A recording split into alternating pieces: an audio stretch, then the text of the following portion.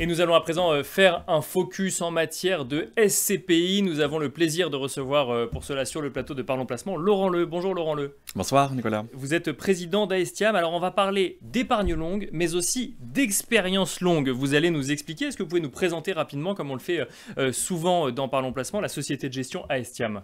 Oui, bien sûr. Aestiam, on est un acteur historique de l'épargne immobilière, c'est-à-dire qu'on propose des solutions d'investissement aux épargnants et principalement des SCPI. Et ça, on le fait depuis des décennies, puisque notre première SCPI a été créée en 1968. D'accord, ça existait déjà en 1968. Ça existait en 1968, tout à fait, oui. Et aujourd'hui, on a certains de nos associés qui appartiennent à la troisième génération d'associés, c'est-à-dire qu'ils ont reçu leur part de leurs parents, qui les ont reçus de leurs grands-parents. Et évidemment, on gère des immeubles qu'on a acquis parfois depuis 30 ou 40 ans. Comment est-ce que vous abordez l'investissement SCPI avec l'expérience qui est la vôtre sur le marché chez Aestiam? Alors, il y a deux éléments principaux qui caractérisent l'ADN d'Aestiam. Le premier, c'est l'immobilier à taille humaine. On gère principalement des bureaux, des commerces, des hôtels, des locaux d'activité de petite taille qui sont adaptés aux besoins des locataires et des investisseurs. Mais le deuxième élément, effectivement, c'est qu'on conçoit la gestion immobilière comme étant en fait un travail de très long terme, puisque les associés restent très longtemps en fait au patrimoine, au capital en fait des SCPI. Donc en fait, on a de la conviction que la gestion immobilière de long terme, travailler les immeubles sur le long terme, est un levier essentiel de la performance durable de nos SCPI. Ça veut dire quoi? Ça veut dire conserver les biens immobiliers longtemps et les adapter, les faire évoluer, les entretenir et être dans une démarche d'asset management en fait quelque part. Exactement, c'est exactement ça. C'est pas seulement les détenir pendant longtemps, c'est aussi de les travailler au quotidien sur la durée. Parce qu'aujourd'hui, dans le contexte immobilier actuel, on parle beaucoup d'investissement. Oui, bien sûr. Et c'est effectivement très important parce que le contexte de hausse des taux a créé des tensions sur le marché immobilier et sur les valorisations immobilières. Et donc, il y a aujourd'hui beaucoup d'analystes et de commentateurs qui estiment que c'est le bon moment pour investir en immobilier. C'est il y a une fenêtre d'opportunité, on entend souvent fenêtre, c'est les voilà. oui, bien sûr. Il y a le bon market timing, comme on dit, la bonne fenêtre d'opportunité.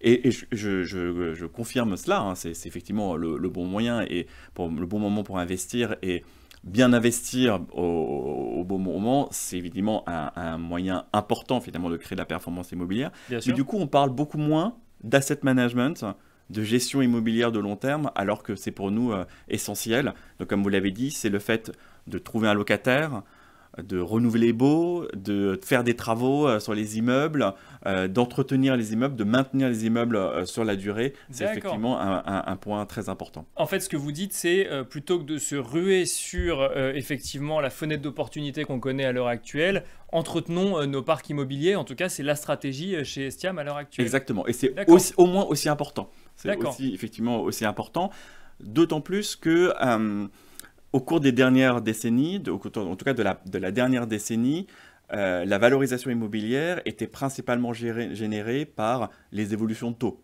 Lorsque les taux ont baissé, le patrimoine s'est apprécié. Lorsque les taux ont remonté de manière brutale, les patrimoines se sont dépréciés. Donc il y a eu un facteur externe, l'évolution des taux, qui a contribué fortement à la performance immobilière.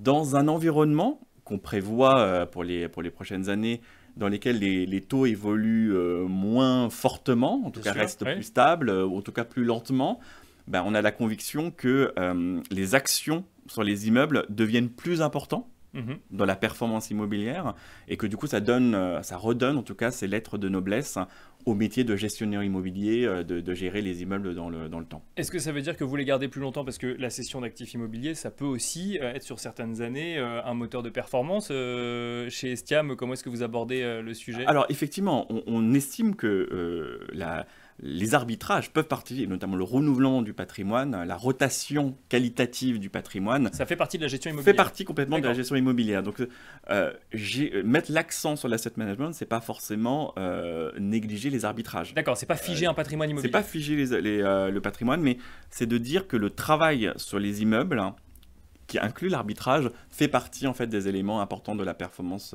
immobilière.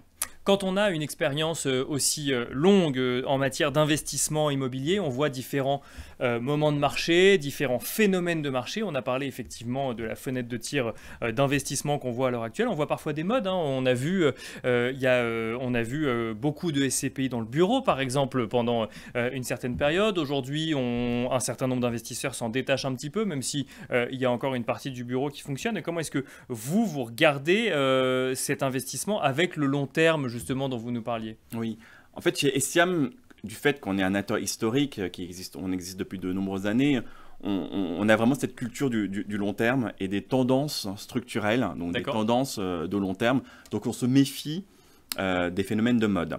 Et vous avez raison, il y a quelques années, on a investi massivement dans les bureaux du Grand Paris, dans les grands ensembles du bureau du Grand Paris. Il y avait cette mode du Grand Paris, cette conviction très forte sur le Grand Paris. Il y a quelques années également, on avait une attractivité très forte des SCPI thématiques sur les classes immobilières alternatives, donc les hôtels, la logistique, la santé.